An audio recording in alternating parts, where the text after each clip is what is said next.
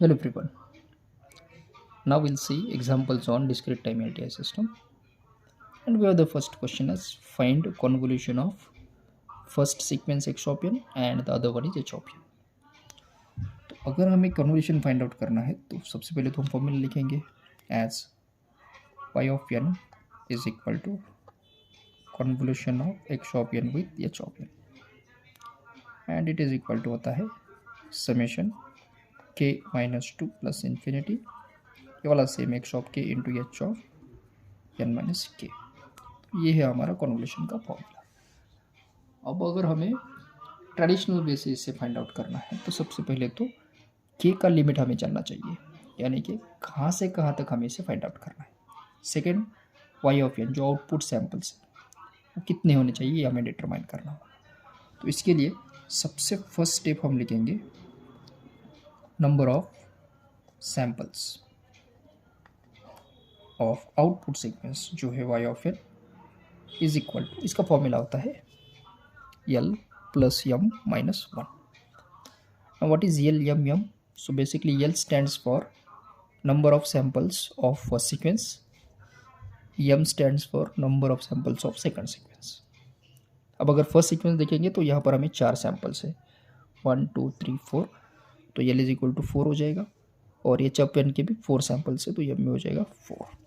तो इसके भी आप पे number of samples N is equal to हो जाएगा 4 + 4 - 1 यानी 7, यानी कि जो आउटपुट सीक्वेंस है उसकी टोटल 7 सैंपल हमें फाइंड आउट करना है. ये क्लियर है. अब कौन से 7 सैंपल हो सकते हैं? मे बी वो 0 से स्टार्ट कर सकता है, 1 से या फिर 2 से या फिर माइनस से भी स्टार्ट कर सकता है. तो वो फाइंड आउट करने के लिए हम सेकंड फॉर्मूला लिखेंगे as initial value of y of n is equal to, इसका फॉर्मूला है initial value of X-Hopian plus initial value of H-Hopian, यानी कि X-Hopian कहाँ से स्टार्ट कर रहा है और H-Hopian कहाँ से स्टार्ट कर रहा है. तो ये डिटरमाइन करने के लिए यहाँ पर हम देखेंगे X-Hopian इज इक्वल टू दिया है 1 4 3 2 और इसका जो स्टार्टिंग लोकेशन वो इस एरो हेड से दिया है. ऑलवेज रिमेंबर ये जो एरो हेड होता है वो स्टार्टिंग लोकेशन दिखाता है, यानी कि n इज इक्वल टू 0 का ये लोकेशन है. अब देखिए अगर n इज इक्वल टू 0 ये है तो इसके साइड में जो है वो हो जाएगा हमारा -1, यानी कि X-Hopian कहाँ से स्टार्ट कर रहा है -1 -1 0 1 एंड 2 लाइक दिस वन. तो X-Hopian का इनिशियल वैल्यू है -1 प्लस H-Hopian की देते हैं. H-Hopian दिया है 1 3 2 1. अब यहाँ पर एरो हेड नहीं दिया है, so whenever the arrowhead is not given always assume the first one as a starting location. जो भी फर्स्ट है ना वो हम स्टार्टिंग लोकेशन कंसिडर करेंगे जो है n is equal to 0. Clear. तो इसका इनिशियल वैल्यू आ गया 0, यानी कि initial value of y of n क्या आ गया हमारा -1. तो y ऑफ n जो है वो कहाँ से स्टार्ट करेगा -1 से, तो इसके सैंपल आ सकते हैं y ऑफ n, इसके बाद में y ऑफ 0 +1 +2 +3 +4 और +5.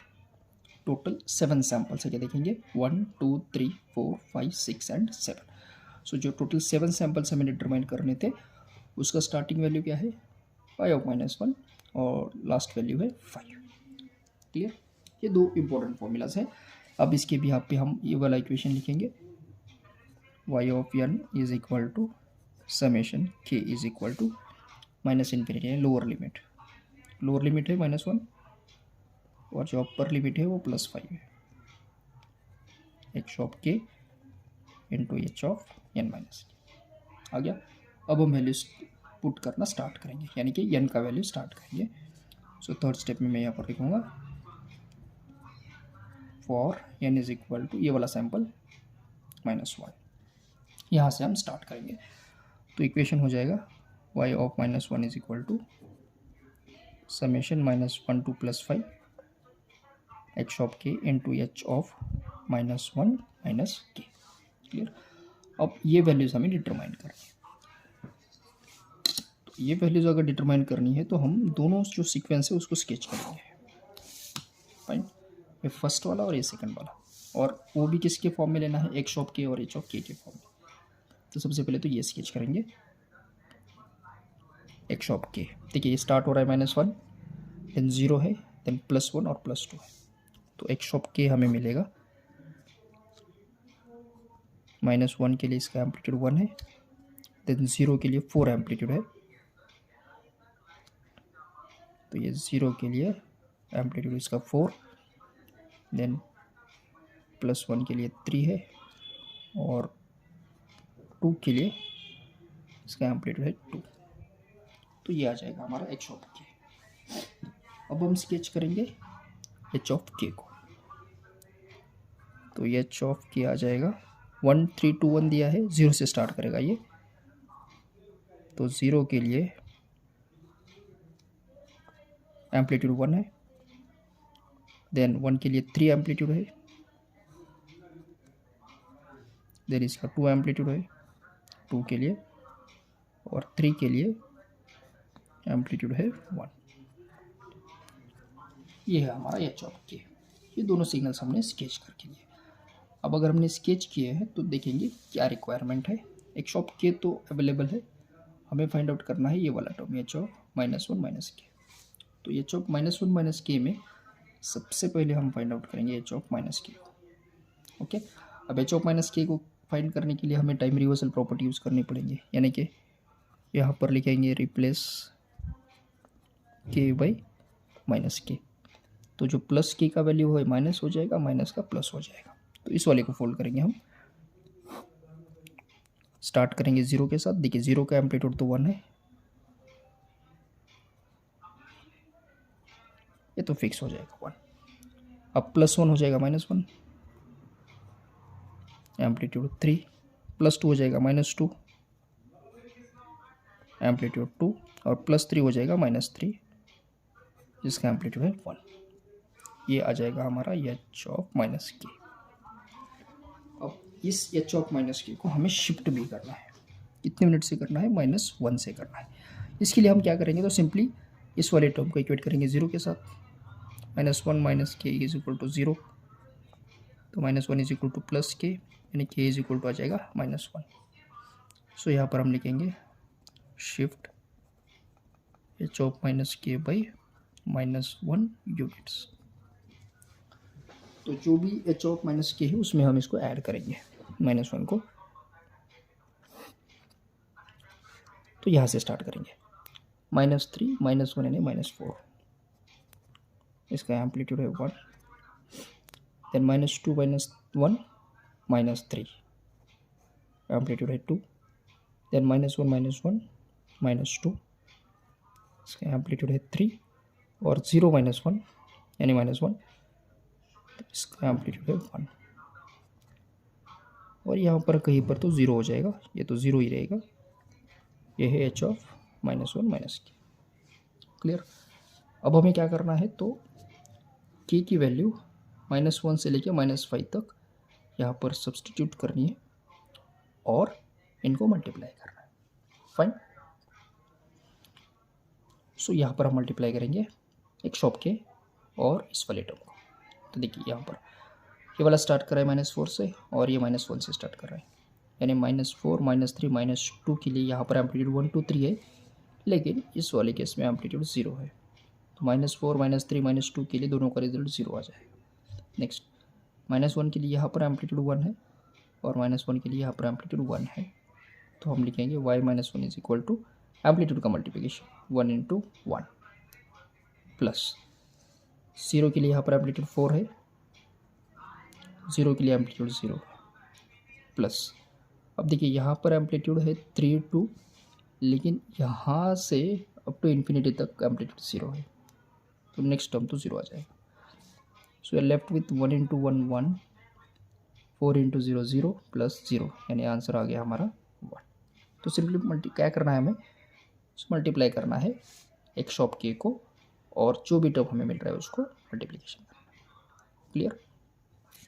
अब हम चलेंगे नेक्स्ट वैल्यू के लिए। सो n इज इक्वल टू -1 होने के बाद नेक्स्ट हम लिखेंगे n इज इक्वल टू 0, ये राइट साइडेड सीक्वेंस है, सो -1 के बाद 0 आना चाहिए। इस वाले इक्वेशन में सब्स्टिट्यूट करेंगे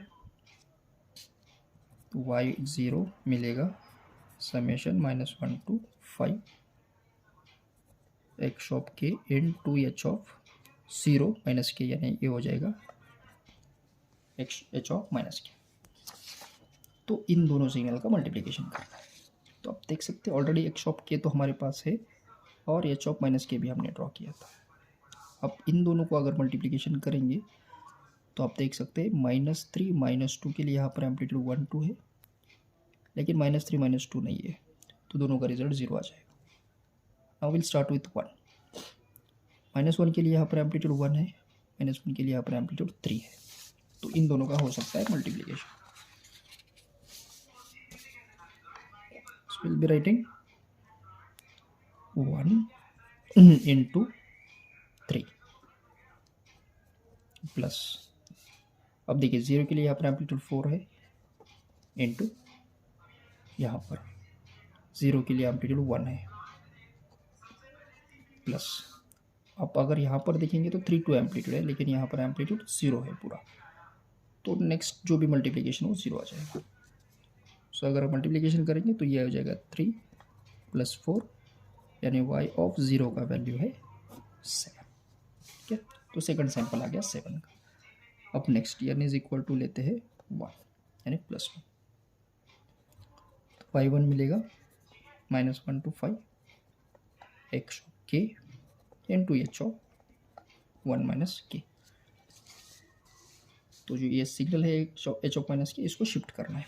अब कितने यूनिट से करेंगे तो 1 - k is equal to 0, k is equal to 1 unit हम ऐड करेंगे। किस में ऐड करना है sir?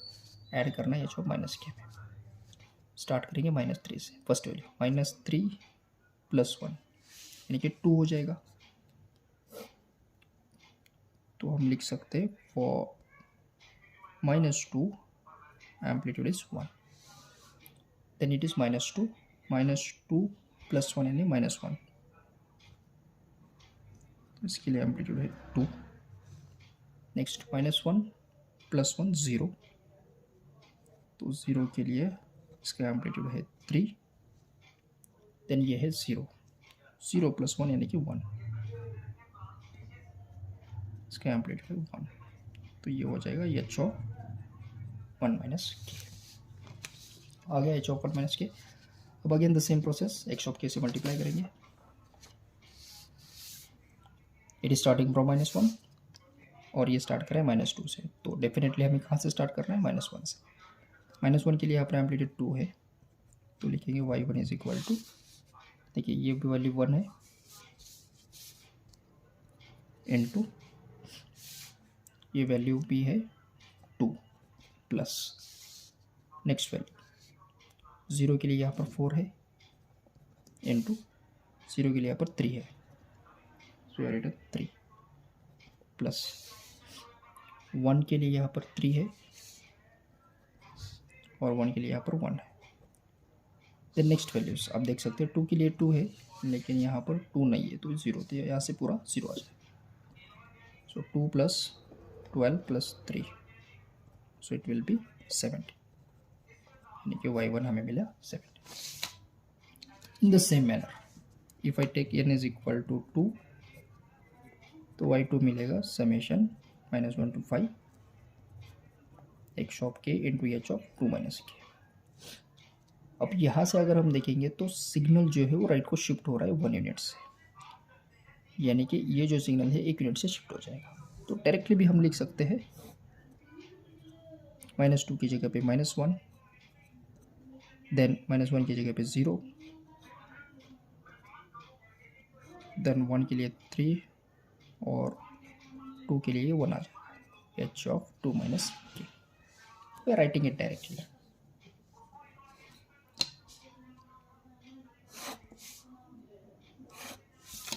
Will be getting y2 is equal to, अब सैम्पल्स कौन से है? -1 से 2 के लिए। सो इफ यू सी यहाँ पर -1 के लिए 1 है, तो यहाँ पर भी हम लेंगे 1 × 1 प्लस 0 के लिए 4 है, और यहाँ पर 0 के लिए है 2, सो 4 इंटू 2 प्लस 1 के लिए 3 है इंटू यहाँ पर भी 1 के लिए 3 है प्लस 2 के लिए यहाँ पर 2 है इंटू यहाँ पर 2 के लिए है 1। थोड़ा सा शफर हो रहा है क्योंकि we have written it on different pages. तो ये हो जाएगा 1 plus 8 plus 9 plus 2, 9 plus 2 will be 11 and 11 plus 8 19 plus 1 20। तो y2 इज इक्वल टू आ गया हमारा 20। फाइन। अब नेक्स्ट वैल्यू हमें टोटल y5 तक फाइंड करना है। So left with 3 4 5। So let's put n is equal to 3। तो ये मिलेगा y3 is equal to summation x k into h of 3 minus k. So अब इस वाले सिग्नल को एक यूनिट से शिफ्ट करेंगे राइट के लिए। तो -1 अगर राइट को शिफ्ट करेंगे 1 यूनिट से तो ये स्टार्ट करेगा 0 से। सो फॉर 0 1 आ जाएगा, देन 2, देन 3 और देन है 1। सो ये आ जाएगा 0 1 2 3। क्लियर। अब अगेन मल्टीप्लिकेशन 0 से स्टार्ट करें क्योंकि -1 के लिए यहाँ पर 1 है और -1 के लिए यहाँ पर कुछ भी नहीं है। सो 0 के लिए 4 है, यहाँ पर 1 प्लस यहाँ पर 3 है, यहाँ पर है 2 प्लस यहाँ पर है 2 और 2 के लिए यहाँ पर है 3। नेक्स्ट 3 के लिए तो 0 है और यहाँ पर 1 तो 0 आ जाएगा। So will be getting 4 plus 6 plus 6, it will be 16। तो y3 आ गया 16। Next n is equal to 4। So इस वाले सिग्नल को एक यूनिट से शिफ्ट करेंगे राइट के लिए। सो 0 को अगर शिफ्ट करेंगे 1 यूनिट से तो आ जाएगा 1। एम्पलीट्यूड तो सेम रहेगा 1 2 3 1 आ जाएगा 1 2 3 4। ये है k और ये है h of 4 minus k।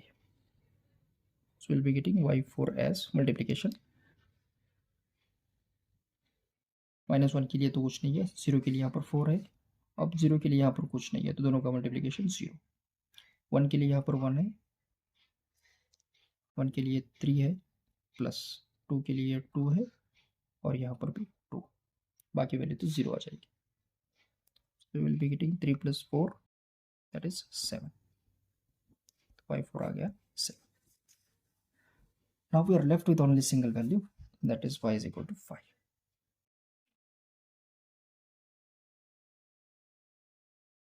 So for n is equal to 5, we'll be getting y5 as summation xk into h of 5 minus k। Clear। तो इस सिग्नल को एक यूनिट से शिफ्ट करेंगे, will be getting value 2 3 4 and 5। तो ये amplitude तो same 1 2 3 1 और ये आ जाएगा 2 3 4 एंड 5। क्लियर। अब मल्टीप्लिकेशन करेंगे एक्स ऑफ के -1 1 है, यहाँ पर 0 है, 0 के लिए यहाँ पर 4 है, 0 के लिए यहाँ पर 0 है, मल्टीप्लिकेशन 0। 1 के लिए यहाँ पर 3 है, 1 नहीं यानी 0, यानी कि -1 0 1 के लिए तो 0। नेक्स्ट 2 के लिए यहाँ पर 2 है और 2 के लिए यहाँ पर 1 है। नेक्स्ट वैल्यू यहाँ पर 0 है तो यहाँ पर भी 0 आ जाएगा। सो y5 इज इक्वल टू हमें मिलेगा। Clear. Now we got all those values, तो इसको हम लिखेंगे as y of n is equal to summation of first value, first sample value is 1, ये मिलेगा 1 7, देन ये है 17, देन 20, देन ये है 16, then it is 7 and then it is 2। So you can see 1 2 3 4 5 6 and 7। So we got all the 7 values of output sequence। So this is how we can find the convolution using graphical method if it is a discrete time series। Okay, thank you.